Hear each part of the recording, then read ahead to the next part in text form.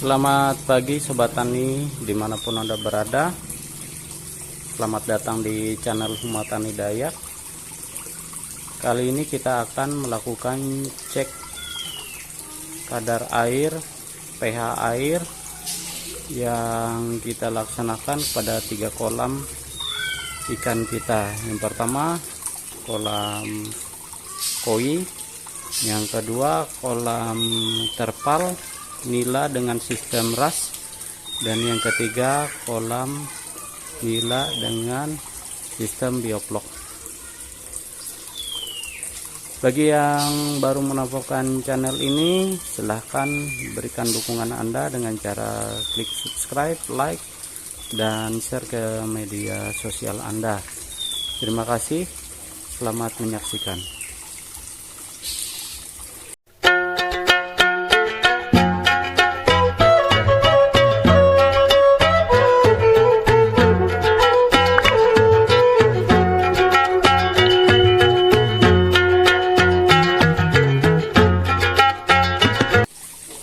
Yang pertama kita akan melakukan cek pada kolam koi.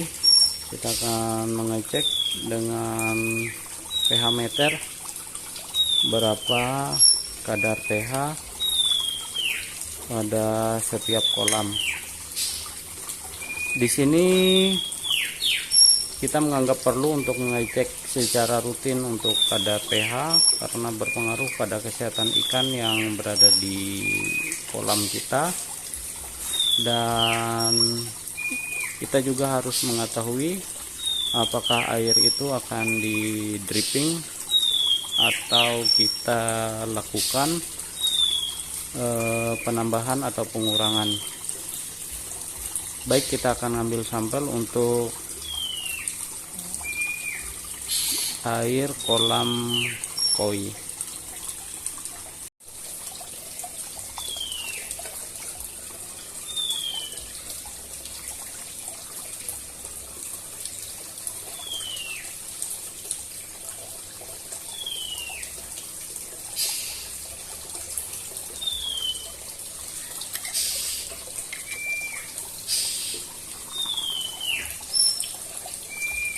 Di kolam pertama, kolam koi, kita dapatkan hasil 7,5. Hasilnya 7,5. Ini terakhir 7,4. Angkanya masih di range yang aman untuk kolam ikan. Kemudian kita lanjut pada kolam yang kedua, yaitu kolam nila dengan sistem ras yang ada di belakang.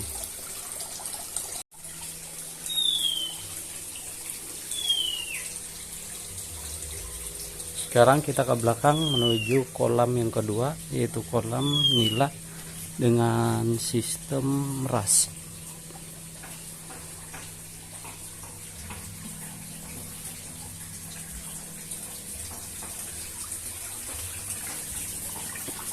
Nah, ini dia, kita akan menguji kadar pH pada nila merah dengan sistem ras pada kolam yang kedua.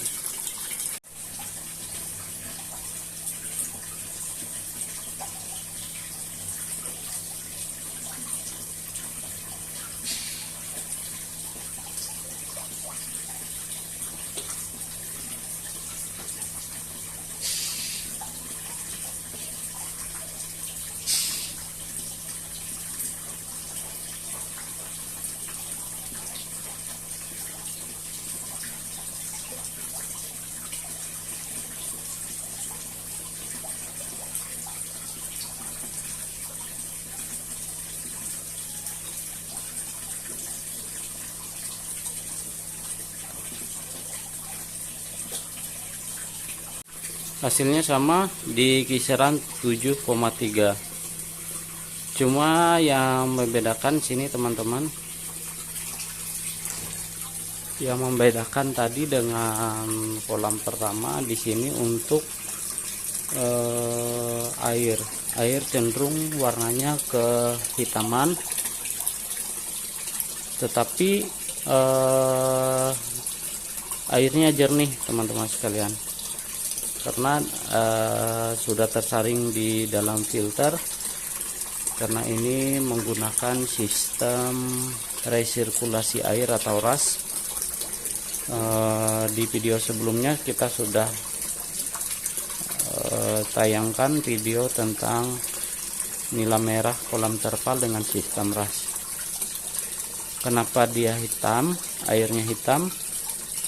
Karena terdapat bakteri starter yang ada di dalam filter biologis. Jadi kalau kita masukkan bakteri starter, saya di sini menggunakan EM4, warnanya cenderung kehitaman. Tapi ikannya sehat teman-teman sekalian, dan airnya bersih, jernih, dan kadar pH-nya tetap normal. Kemudian kita lanjut pada kolam ketiga, yaitu kolam bioflok. Ini kolam ketiga kita, yaitu kolam nila merah dengan sistem bioflok. Dapat dilihat teman-teman sekalian, ini untuk air masih belum ada pengurasan di 2 bulan terakhir ini semenjak kita lakukan sortir. Jadi untuk amoniak sendiri ini sudah terkendali karena ini sistem bioflok. Jadi bakterinya berfungsi sebagai pengurai amoniak di dalam air. Nah, seperti video sebelumnya, bioflok ini sangat tergantung kepada sistem aerasi atau aerator. Untuk yang pertama untuk pemberian oksigen yang terlarut dalam air, kemudian yang kedua untuk memberikan suplai juga untuk flok-flok yang ada di air, kemudian yang ketiga fungsinya untuk mengaduk. Ini air tampak bergerak semua, tidak ada yang tidak bergerak ya, semua bergerak karena ada sistem aerasi di dalamnya. Baik, kita akan mengambil sampel air yang ada di kolam ketiga.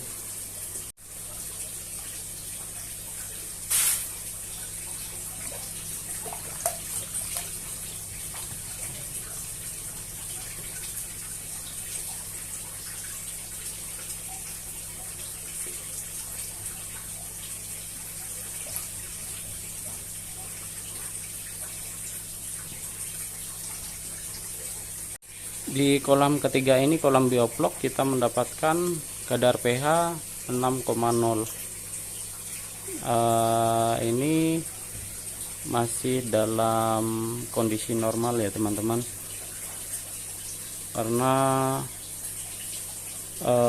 untuk harga range normalnya memang di kisaran seperti itu. Kalau di bawah dari 6, dia dikategorikan sudah perlu ditambah atau dikuras dalam airnya.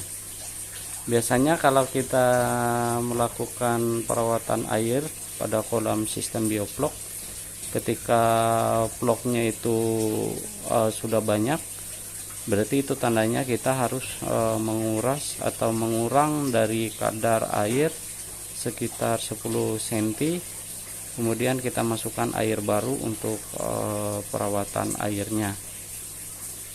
Di kolam ketiga ini tampak airnya keruh. Kita ambil dulu. Nah, berbeda dengan kedua kolam yang sudah kita lakukan pengukuran, karena di dalam air ini terdapat vlog-vlog yang mengurai sisa-sisa amoniak, baik itu dari pakan dan dari kotoran. Jangan heran kalau air bioflok seperti ini teman-teman, karena sudah terdapat flok-flok yang ada di dalam. Jadi di dalam air ini amoniak terurai sehingga tidak menjadi penyakit atau tidak beracun bagi ikan. Dapat dilihat ikan tampak sehat, agresif, dan pergerakannya baik, dan ikannya gemuk.